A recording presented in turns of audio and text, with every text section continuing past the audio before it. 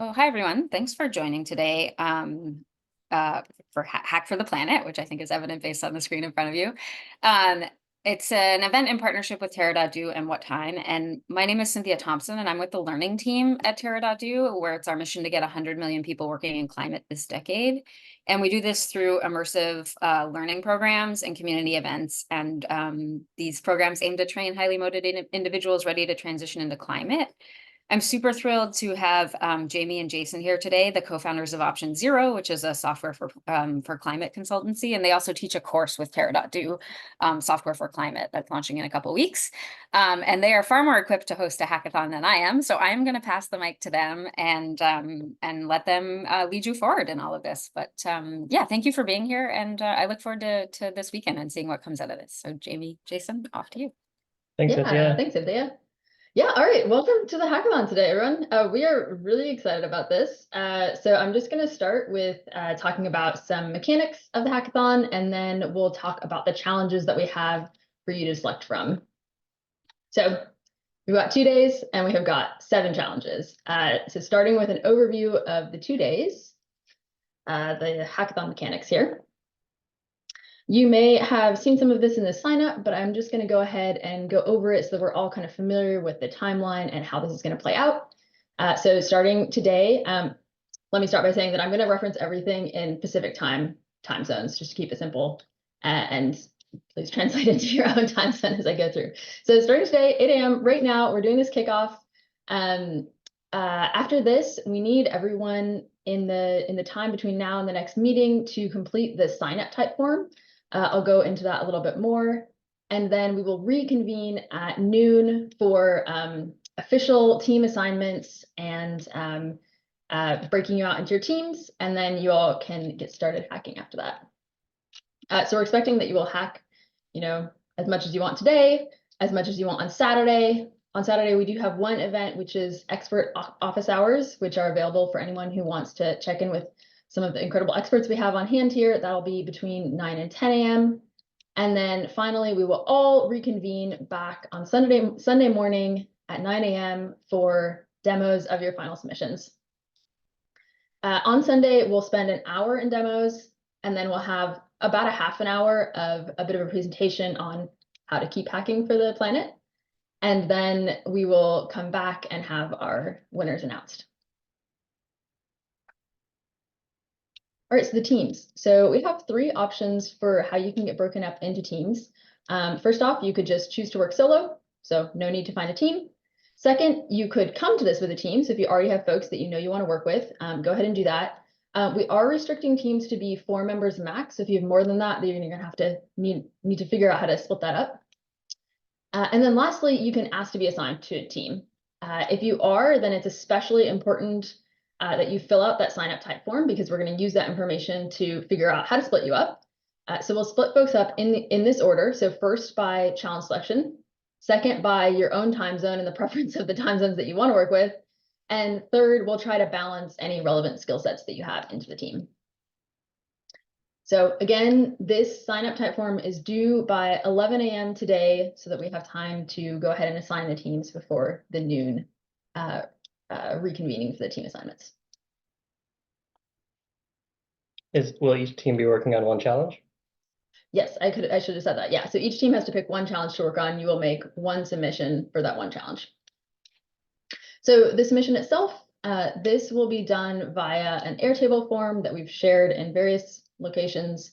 So in that Airtable form, you will submit your unique project name. Really, you can pick whatever you want, the list of your team members, and then links to the submission deliverable. So that depends on the exact challenge that you pick, exactly what that deliverable is, as well as, and this is very important, a link to a pre-recorded demo video on Loom, which is a tool that helps you record demo videos.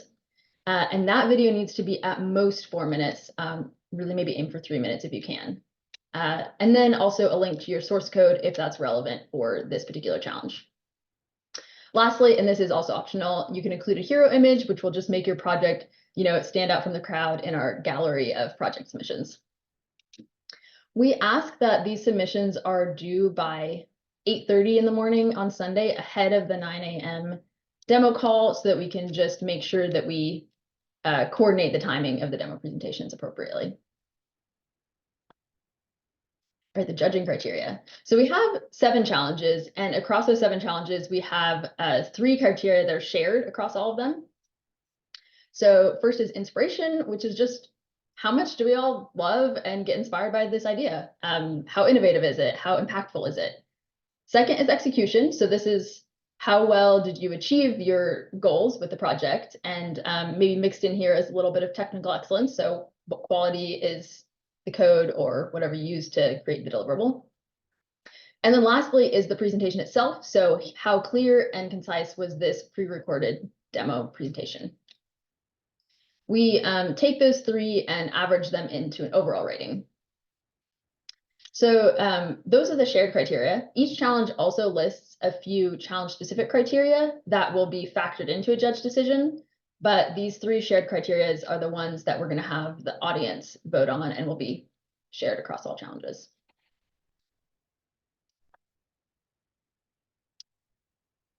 All right, so lastly here is just an overview of how those demos will play out. So it does depend a little bit on how many team submissions we have, but we are expecting that during that 1-hour Sunday demo time period, we are going to break up into breakout rooms by challenge. So you will only be presenting and be in the same room as others of the same challenge. However, if we have particularly large teams, or if for whatever reason we end up with fewer submissions, we might end up trying to cram all into the same single room so that everyone can see all of the presentations. In any case, when it's your team's turn to present your demo, you will present the pre-recorded demo video. Again, depending on time and the number of team submissions, we may allow some time for a few live Q&A questions, or we might not. And then at the end of the presentation, we will share another Airtable form for audience members to vote on those 3 judging criteria. So we'll do audience scoring quickly at the end of each presentation. The way this rolls up into the actual challenge selection is that we do all those presentations and audience scoring during that 1 hour of demo time. And then during the half hour, when we're having the presentation on how to keep hacking for the climate, the judges will convene and will make a judge's choice of the selection of the winners in each of the categories, and then from there pick a single winner across all of the categories. So those winners in each category will be kind of runners up, and the winners across all categories will get the grand prize, which is actually a seat in the upcoming Software for Climate cohort. Yeah. I'm going to go ahead and go. Well, let's see. I don't know, Cynthia, should we do some time for Q&A on the mechanics first, or should we go straight into the challenges discussion?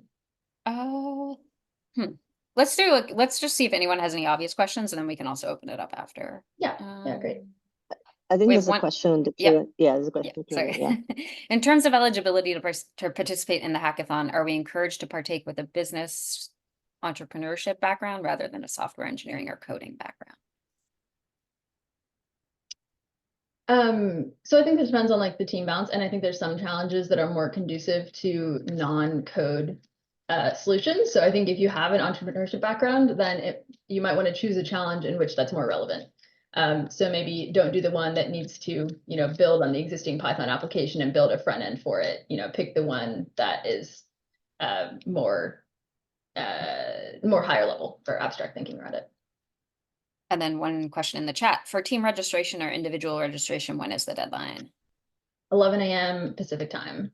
And that's really just to give us time. That's to give us 1 hour to do the team assignments ahead of the noon Zoom call where we announce the teams.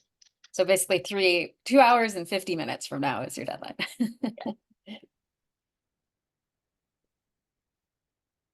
Other questions? Seems about it. So I think we can move on. Oh, wait, sorry. One more in the Q&A. If we have already registered as an individual, then if we find a team before the deadline for 8 a.m. today, can we enter as a team instead?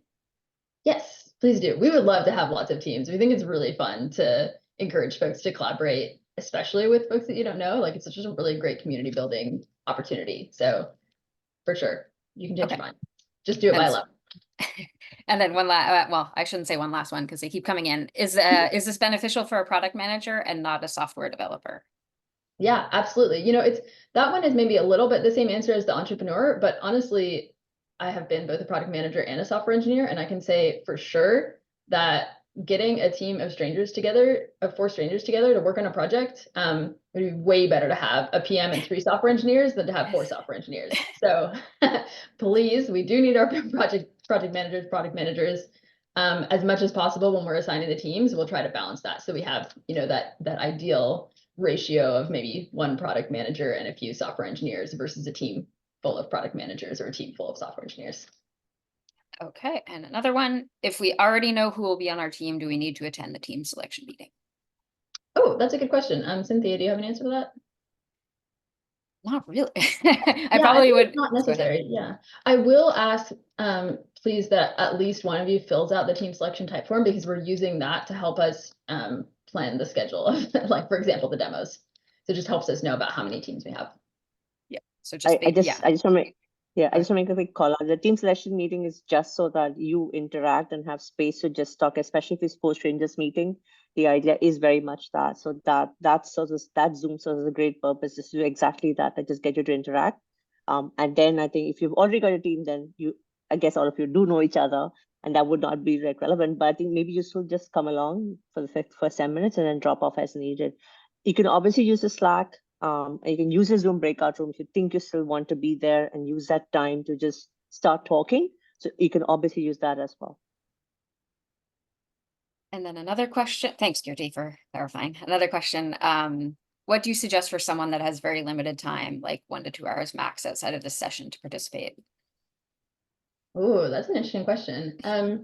You know, I might recommend working solo, because then you can really fully control your time. And I think there's probably a few challenges that are more conducive to like a smaller effort, where you could maybe do some more, you know, abstract thinking on the topic versus developing an entire final deliverable. Great. Unless there's one in the chat, I think we can, sorry, too many windows open. I think we can go on, and then we can open it up for Q&A again later if after we go through the demos. Yeah, great. Okay, so we're going to talk about our 7 challenges now. I will be talking through most of them, but I think in some cases we have the challenge owners actually here to talk more probably eloquently on those topics. So we'll go through the 7 challenges, and then we'll have, again, time for Q&A at the end. All right, first off, I think this one is really fun. So this is a climate action educational game, very appropriately sponsored by Terra.do itself. So the goal here is it's pretty open-ended. So it's to build an educational game that inspires players to take meaningful climate action. We have a few suggestions here on how this comes together. So we would like this game to inspire action, so to actually motivate players to take concrete actions to combat climate change. We also want the game to engage and entertain. Like, it should be fun. It should be engaging. You could incorporate elements like challenges, rewards, storytelling. You know, take your creative spark here and run with it. Third, we do want this to educate. So we want it to actually educate players about causes, effects, urgency of climate change, and we want this to be scientifically accurate. And lastly, we'd really like this to foster community, so encourage players to share their achievements or facilitate connections within the game. Submission requirements here are a playable prototype, a detailed description of the game's concept, documentation of the educational contents, and instructions for accessing and playing the game. And judging criteria here. So again, in addition to those 3 shared judging criteria, when making this final selection, judges will also take a few things into account. So one is educational value. So how effective is this game in actually educating? And engagement. So just level of player engagement throughout the game. I should have mentioned before, I'm going to go through these challenges moderately quickly, but we do have an overview document on Google that links out to all of the 7 challenges, and each challenge is fully explained there, so you can take your time to, you know, peruse at your own leisure all of the details. We just kind of want to give you an overview here and start getting folks excited about the options. All right, so that was our educational game. Next up is real-time energy insights for consumers from New Relic. So this one, we didn't talk too much about our own background, but this one is pretty close to my heart in terms of my own climate relevant experience. So Jason and I actually both worked at a company called Energy Savvy, which was doing basically home residential energy retrofit programs. And we thought a lot about the data that you collect on home energy usage and how you get consumers to reduce their residential energy usage. And so this challenge is really looking at this, but specifically in a real-time sense. So looking at real-time data, how can you give consumers actionable insights that will make them change their behavior in the moment? Goal here, design a product, tool, dashboard visualization using real-time time series data to help consumers make better energy use choices. You can leverage really any data source that you find relevant. So home energy monitors, energy consumption data, EV charging information, public energy data, anything that you find relevant here, anything that's real-time data. We want to create something that'll help users either or both better understand current usage patterns and reduce usage or shift usage to cleaner energy sources or maybe off-peak times of day. Submission requirements here are really just a functional prototype, and that functional prototype must use real-time data, though you can fake the data for demo purposes. In addition to the shared judging criteria, judges will also consider insight. So how informative is the tool in actually understanding current usage patterns, and actionability. So how actionable is the tool in changing usage patterns? All right. Next up, residential litter cleanup map from All In Energy. Overall goal here is to build something that motivates residents of a community to take ownership in keeping their communities litter-free. So challenge here, design and implement a method to promote residents cleaning up litter in their local communities. Your solution could involve technologies like a website or an app, or it could be a physical mechanism like a paper map or a bulletin board. So I think if folks are asking if you're coming in with limited software experience, I think this might be a good challenge for you, because the ask is not necessarily an app, it's to design something that will engage. The 4 things that we're looking for here. So first is to inspire action. We want to actually motivate users to get out there and clean up litter and to keep things clean. Second, we want to create a sense of teamwork and community. So allowing users to communicate with each other, maybe flag areas that need special attention, maybe allow users to adopt a walking route or an area. Third, we want to track progress. So indicate what territory has been covered and when, maybe indicate what and how much has been cleaned up. And lastly, create a sense of pride and value. So allow users to indicate the meaning that a certain cleanup location has for them, or maybe allow other users to see a map of meaningful places. You could maybe use before and after photos to generate a sense of accomplishment. Submission requirements here are a usable prototype or a detailed description of the solution, if maybe you're not building an app prototype. A detailed description of the target audience. So for example, what part of the world is this in? Is it urban or suburban or rural? Documentation of any references you used, and a detailed plan for how you'd actually deploy your solution with the target audience. So the judging criteria, in addition, again, to our shared judging criteria, judges will consider the suitability, so the appropriateness of the solution to the target audience. They'll consider inclusivity, which I thought was really nice to include here, so the ability for many different kinds of people to use the solution. Engagement, so a potential solution to actually draw people in and keep them involved. And completeness, so that the solution actually addresses those 4 main categories that we called out in the challenge description. All right, next up, do we have our re-ask? Yeah. Yes. Ian is Yeah. there. Yes. Excellent. All right, Ian, take it away. Yeah, cool. I did have some slides here. I don't know if it would be useful to share my Yeah, I can screen. stop sharing. Yeah, go ahead. Cool.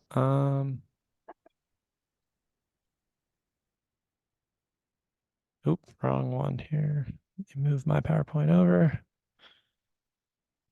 Okay, cool. Is that the right And thing we've that you're seeing? Oh, there we go. Perfect. Yep. Okay, cool. Yeah, so really excited to be here. Thanks to Tara and everyone for letting us be a part of this. Insurance is, I know, maybe not the sexiest topic that people come to a climate hackathon for. So I'm going to take a couple minutes to just really make my plea for folks to work on this and make the pitch for why this is actually quite important. So the overall project is to build a dashboard that interfaces with some backend code that we already have to help insurers understand how climate change is affecting their risk. And I'll talk a little bit about why that's important, even if you don't care about insurance, if you care about climate change. And this is, sorry, this looks like a long presentation. It's only gonna be a couple slides, but just to make that pitch again, it's becoming more and more clear if folks have been kind of pay attention to recent media outlets that property insurance is facing a pretty big challenge when it comes to climate change. A lot of the tools that are used in the industry assume that the climate is stationary and that kind of the risk of an event happening 50 years ago is the same as the risk of an event happening today. And that's creating some really big problems. Even if you don't care about insurance, the housing markets are really closely tied to the ability to get insurance at reasonable prices.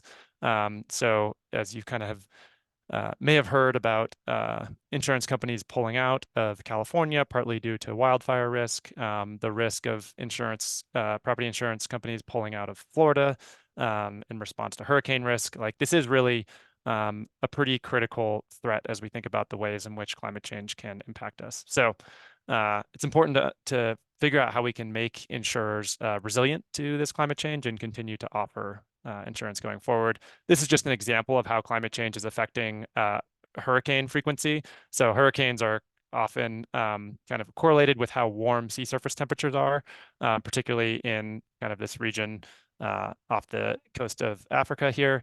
And we're just getting into really unprecedented territories. So some people might have seen these stories about how warm the ocean is right now. And this is really affecting, not just the ocean itself, but also the risk of extreme weather. So That's a terrifying chart, Ian. What's that? That's a terrifying chart. It's just Yeah. like, whoop, Yeah. up and to the right.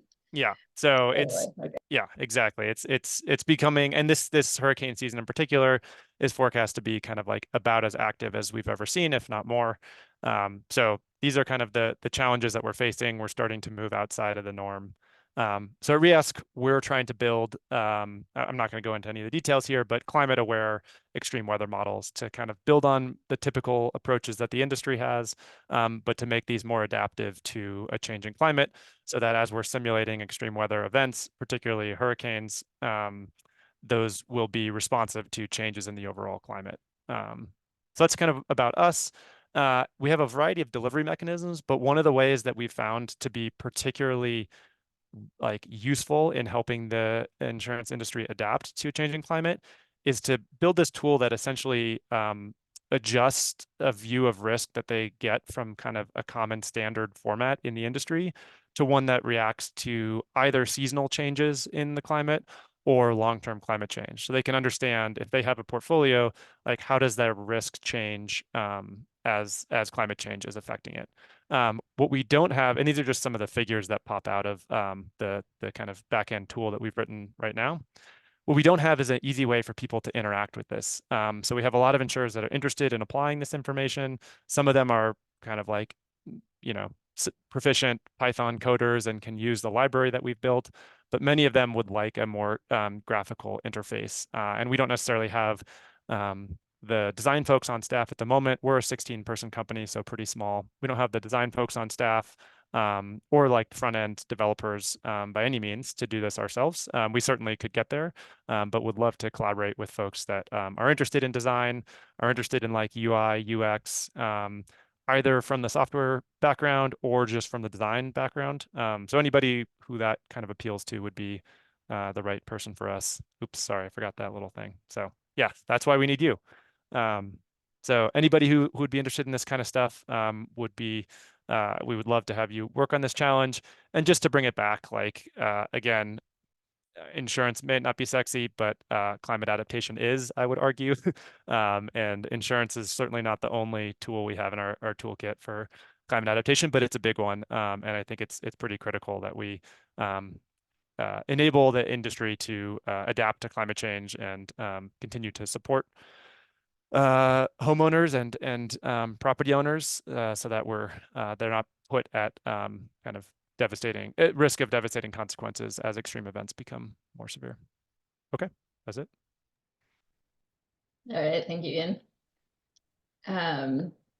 That sounds like such a cool challenge, and I'm very impressed with what people come up with. I think there's just like so much that they could do with that, and I think the challenge is going to be like getting something that fits into 2 days. Sure. Yeah, absolutely. And if it's not clear, yeah, so we have this backend code, and and I think it's in the document, but we'll be providing that for folks to use to build on top of. Yeah, so specifically, if you do sign up for this challenge on the type form, we're going to go grab the list of email addresses of folks who signed up for this challenge, and we will be emailing you the source code for the existing backend application. All right, moving on. I believe we also have the challenge owner for this challenge here. I'm here. Yeah. All right, great. Yeah, Would you like to share your screen, or do you want me to keep mine up? Yeah, I can share my screen. Let's see.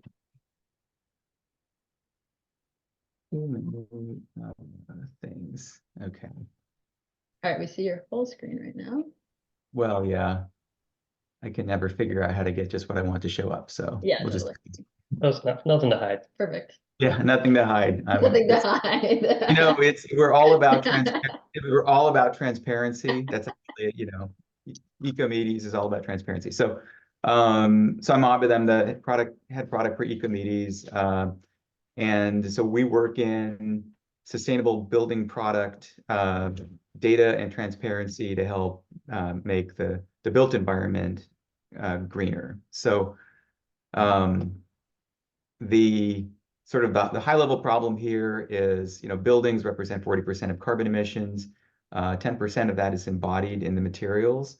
So there's a big push to try to make buildings, you know, sort of the embodied carbon in buildings go down. But sustainability is much more complex than just carbon. So you can't just consider that. You have to consider kind of holistically the other impacts of sustainability impacts, and then in selecting products to go into a building, there's obviously a lot more that goes into it than just sustainability. So there's a complexity to this problem, but in order to get more sustainable materials into buildings, we have to solve that complexity. So I'll just give you a couple examples of what this looks like and then talk about the challenge. So this is an example of just one product, so just drywall. The number of certifications and details in addition to carbon is large, and the architect that's looking at this product has to kind of factor all of this in addition to performance, in addition to budget, and that's a lot of information to take in. It's a lot to try to process, and they have to do this for thousands of products. So you can see how this becomes sort of a large amount of information to deal with. And then on top of that, they need to align this one product with a standard. So this is the Gensler, which is the, you know, the preeminent sort of architecture firm in the country, maybe in the world. They have a set of standards just for sustainability that encompasses life cycle, indoor air quality, material health, and transparency. And so the poor architect has to go through and figure out, how do I match this to this and do this like 1,000 times? And that's what keeps this from getting it keeps these products from getting into the projects, just this data complexity. And then that's one standard, and there are lots of standards. So LEED is the most common one. WELL is another very common one. There's government standards, university standards, and then of course the A&D firms. So what we're trying to achieve is, how can we simplify this process and help architects find products that meet their standards and meet those standards and requirements for a project, but do so without having to either spend thousands of hours or hire a sustainability consultant. And so what the requirements of a solution would be speed and ease of use. So if it's quicker and easier to use the solution than it is to go to multiple websites, it's more likely to get used. Does it really have an impact in the end? So those are standards, but you can't make this stuff up. It needs to be third-party verified, needs to be valid. And then we need to consider more than just sustainability, but price, budget, and other project goals. And then ideally be able to roll up and communicate the benefits to the buyer or the owner in English so that they understand the impact and don't decide later in the project that, it's too expensive and we're not going to include that. We're going to save some money. And that often happens at the end of a project as budgets get tight. So in terms of the judging criteria and submission requirements, this is pretty open-ended, admittedly, but we were looking for, is it really quick? Do we consider multiple dimensions, or can we consider multiple dimensions in the recommendations? And will there really be an impact on people and planet from the solution? In terms of what we would look for in the submission, working prototype could be a tool, could be a bot, some working software, some description of who you're targeting, what the benefits are from the solution, the expected impact, documentation, a video, and any instructions. And that is it.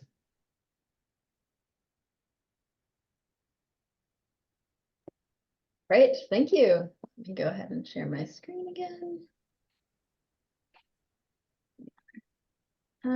I don't think we have the challenge owner for this challenge present. Is that correct, Cynthia? Kirti says no. Kirti says no. Okay. Kirti would know. Yeah, okay. All right, our sixth, almost last challenge here. So detect unmonitored emission sources. And this challenge is slightly more nuanced than the title makes it sound. I actually shortened the title to make it more concise. So the idea here is fundamental climate change problem is greenhouse gas emissions. And the idea here is that there are many sectors for which we know where the greenhouse gas emissions are coming from, and we already identify them and monitor them. However, there are some sectors for which we don't have any greenhouse gas monitoring, and we don't know where the greenhouse gases are being emitted. So the challenge here is to create a system, a process, a prototype, whatever, that can detect and estimate the location of facility level sources of emissions that are not in heavily monitored sectors. So it's like a really specific nuance of emission sources. There's a lot of ways that you could solve this problem. Create a case study, you could build a working prototype, you could develop algorithms, crunching numbers. I think this is another challenge that could be particularly well suited to a variety of backgrounds. If you're a software engineer, maybe you build an AI that looks at geospatial data. If you're an entrepreneur, maybe you do a lot of research and case studies on existing systems. So this one, you can really, I think, take it and run with it in whatever best matches your own background. Yeah, so you might choose to directly analyze data from multiple sources, satellite imagery, government data, industry reports, trade journal announcements. You might choose to implement machine learning models to detect facilities, like missing facilities, given known facilities. You could use generative AI to predict where facilities should be and then go see if they're there and if they're emitting greenhouse gases. And kind of so on. You can really take this and run with this in a way that makes sense to you. And I believe this challenge does have, yes, it does have a link to the estimated amount of emissions that aren't monitored. So you might start with that link as a jumping off spot. The judging criteria here, in addition, again, to the shared judging criteria, so they're looking for the actual number of facilities that you detect with your method. They're looking for accuracy, so the precision and reliability of your emission detecting algorithms or process if there's not code. Scalability, so ability to expand the solution to cover additional sectors and regions. And the impact. So I think this is one of these challenges where you could probably get down to like a carbon footprint number. So if you're trying to impress the judges, maybe include that number for them. All right, that's that one. And now we have our last, but definitely not least challenge. We actually have, I believe, Paul Young, who's the head of sustainability at GitHub. Really excited to have you here, Paul. Yeah, head of sustainability at GitHub. Hi. Hi, awesome. Just got rid of my children in the morning. I'm in LA and came in, but I've been listening to you in an AirPod Oh while my God, handling well, a thank you. 4-year-old. Thanks for making it. No worries.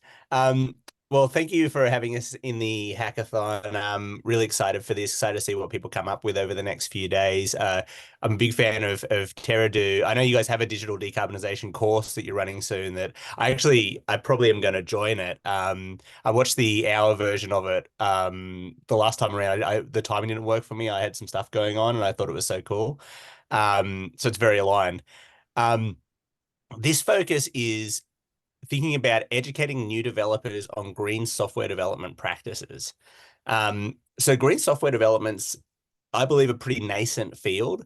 A lot of the time we talk to developers, we hear they haven't heard about it, and it's emerging, but there's some really interesting stuff out there. The most advanced work that I believe is out there is from the Green Software Foundation, who are a group that we support along with Microsoft and others. They've been working on, they've got some really cool software carbon intensity standards. They're working on this impact framework for measurement. They also have a training. It's primarily text, but there's a training on their website you can go through on the principles of green software.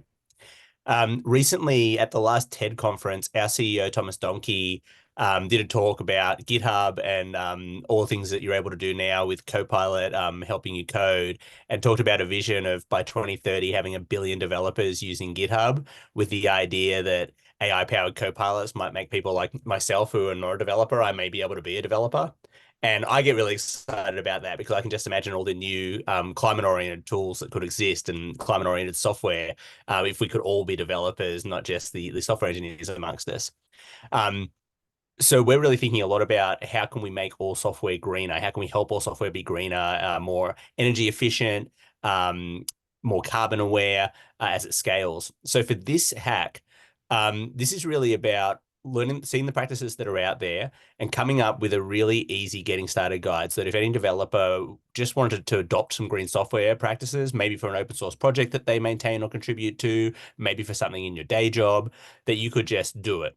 The end result we were hoping for was to publish a GitHub repo, a repository that is just that. You could land on the README or however you choose to structure it and follow it through and go from potentially knowing really nothing about green software, and you might hear it somewhere and be like, that sounds interesting. What do I do? The perfect result would be the easiest getting started guide that points to resources and sort of tells you what to do. So yeah, we'll be really excited. I'll be available in the Slack if anyone's got questions, more direction, and then we'll be excited to see what you come up with on the weekend. Great. Thank you, Paul. Let me know if there's anything else I should share. I think that's great. There's definitely details on all of this information in the challenge specific docs that talk about the submission guidelines and the judging criteria. So I think that was excellent. I do think this is a really interesting topic. You know, we work a lot in software for climate, and we end up kind of categorizing it broadly into two categories. So there is using software to fight climate change, which I would say is kind of what the other 6 challenges are here. It's like using the high leverage impact that software can have to solve climate change problems. And then there's the reducing the climate impact of software itself. And they're really 2 totally different skill sets. And in fact, Terra has 2 totally different courses to reflect that. And so this one is really the second category. It's this like decarbonization of software itself, and also important, definitely not our expertise. And I'm really, honestly, I will probably read this guide.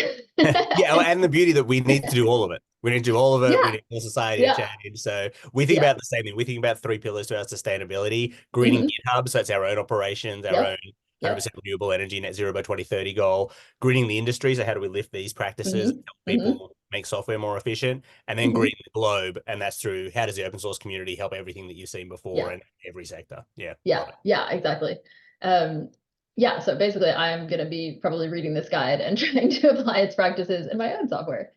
All right, so that was our 7 challenges. Looks like we have about 20 minutes for any kind of Q&A. We have been answering Q&A throughout in the Zoom Q&A and the Zoom chat.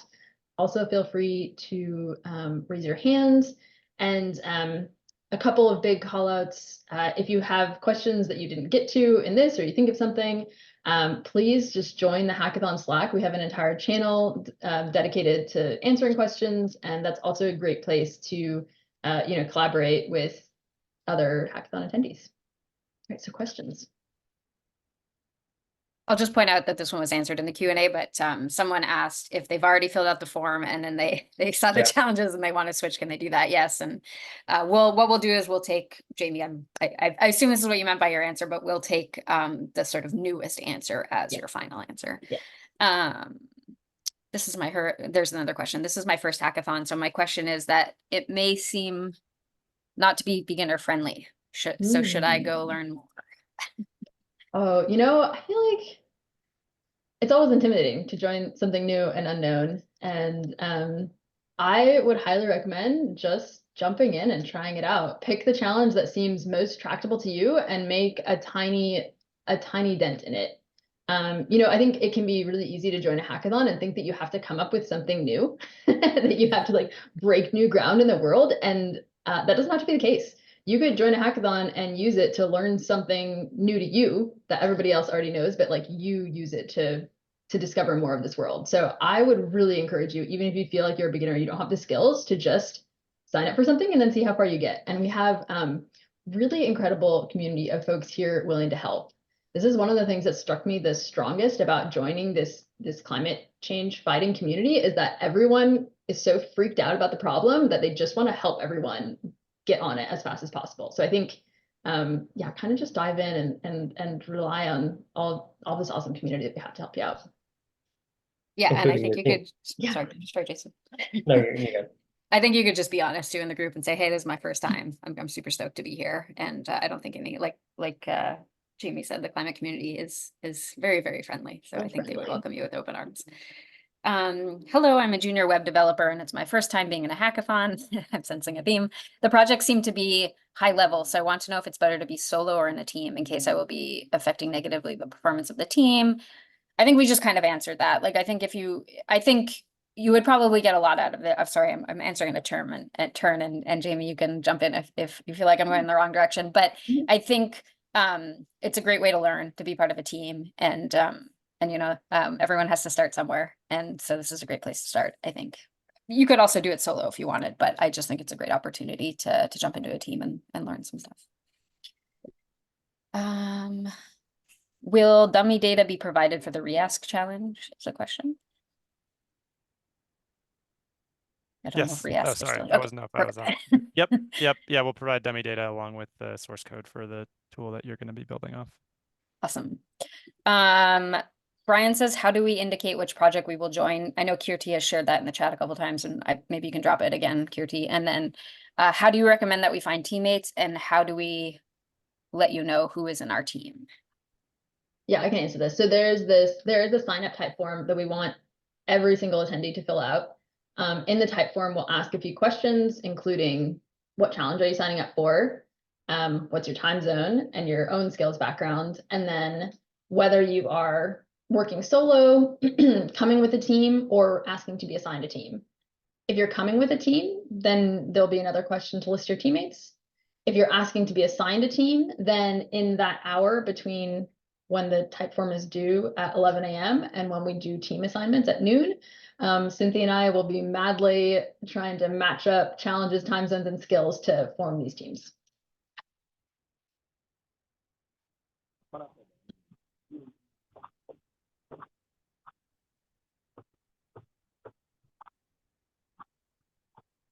So there's one more question about how do I know with whom to talk to if I haven't met my team yet to discuss the solution? I don't know how to answer that. It feels to me that you should ideally like connect with your team before that, give or take time that you have to and then figure out who you want to chat with. So our experts are available from the 15th onwards, 15th from 9 a.m. onwards. There's some, depending on their bandwidth and available, if you check all their calendars, you can kind of figure out who's available, when to chat with. But my suggestion is, if possible, try and make sure that you do meet with your team before you kind of fix that, because I guess that they're there to help you in this 3-day block to figure out what, if you're stuck somewhere, want some data points, want advice, whatever it is, right? So my suggestion is, if possible, do try to meet with your team and then like do the expert office hours if possible. Yeah, I think we mentioned this before, but I'll reiterate. In the team assignment Zoom that's starting at noon Pacific time today, you will have time to get into a Zoom breakout room with your team so you can start doing the coordination necessary to like actually work together as a team. So hopefully during that time, you can kind of get this broader picture of maybe, yeah, which experts you need to talk to. And then you can do a lot of async communication on Slack throughout the rest of the hackathon. And then, as QT mentioned, there will be, the experts have their Calendlies and you can just schedule time with them. And you can do async communication with your team on whatever medium you want. That's a good point. Yeah, we have the Slack if that's what works for you. And otherwise, you go wild. I saw a question that's popped up a few times now. So which of the team owners think that their project is more data science driven than the other technical challenge? The one that comes to my mind, top of my mind, is the New Relic real-time data challenge, because that's like very explicitly looking for insights in real-time data. I'm trying to think if the other challenges are data relevant.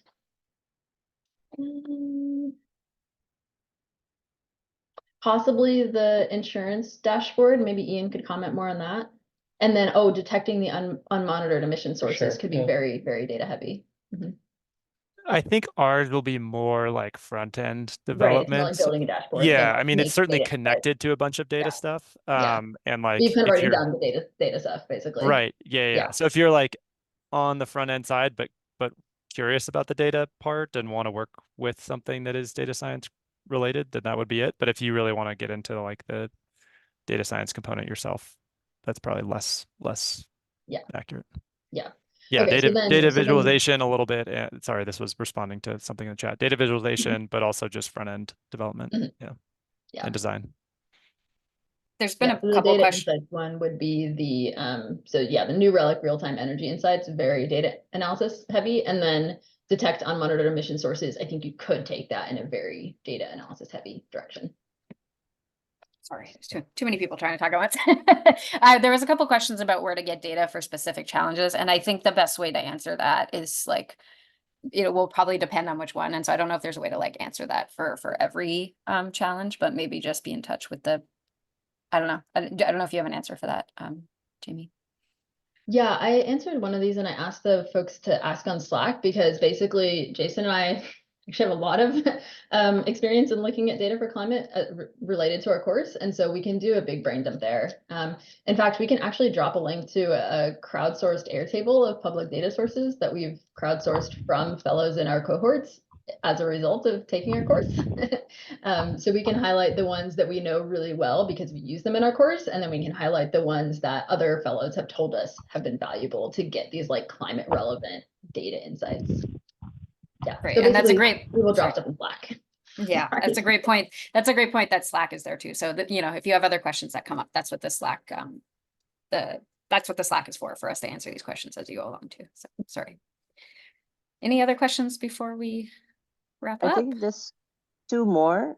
How much needs to be originally built if we have an existing concept was one. I'm not. So I'm somebody assuming you asking if they can. have Yeah. code or a Yeah. prototype already and they want to bring this to the hackathon. Interesting. I don't have an answer to that. Cynthia or Ian or Kirti? I feel like if you have something and it's not yet built out, then you're doing the foundation. There's some little bit of foundation and you're laying the blocks for it during the hackathon. So maybe that works, but I don't think it should be that it's completely fleshed out and you're just peppering it with with stuff for the hackathon. It's not fair to other folks then, right? So just coin that out, Katie. I think it feels to me that if you have got something very extremely basic ready and you're like layering that up during the hackathon, then it feels very fair. But otherwise, we have an idea for an app, but this would be a new feature for it.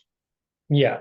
Yeah. So if you just make sure that the judges know what you started with, and then use whatever you want to start with, basically. Yeah, this is a good point. So essentially, the hackathon submission should be work that you completed during the hackathon to keep it fair with everyone else. So I think that's a great way of doing it. Jason pointed out, like, just say what you started with, and then judges will evaluate just the thing that you added.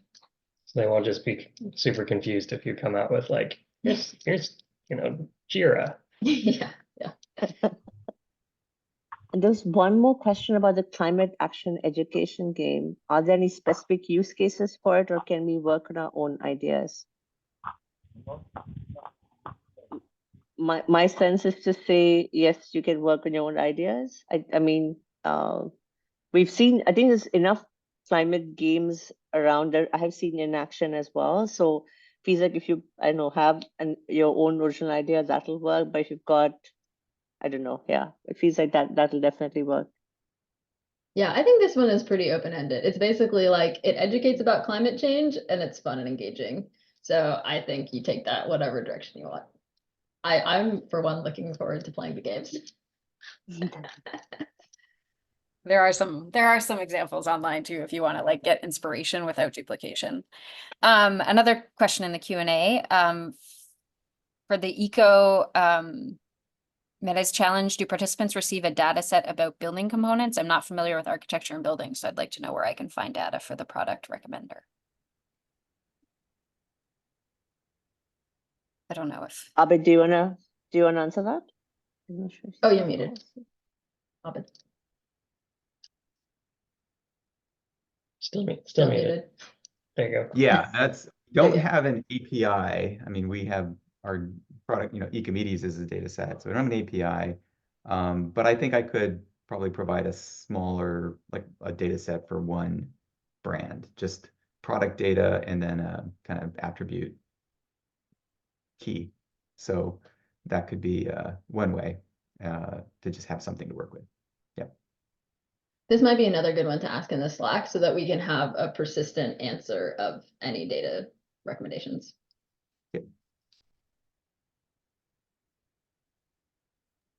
Great. I think every time I say I think we're out of questions, more come in, but it looks like we're out of questions right now. But again, like I said, if anything comes to mind or if we've missed something in the chat, I know Kirti's been paying attention. Just ask them on the Slack. I know Kirti has dropped the Slack link quite a few times. It looks like people are still trying to figure out how to get that. But yeah, don't forget that that's there as a tool to use to ask questions and talk to other people. Great. So our next session is in now 3 hours, right, Jamie? Yes. No, yeah. So you have to fill out your type form within the next 2 hours.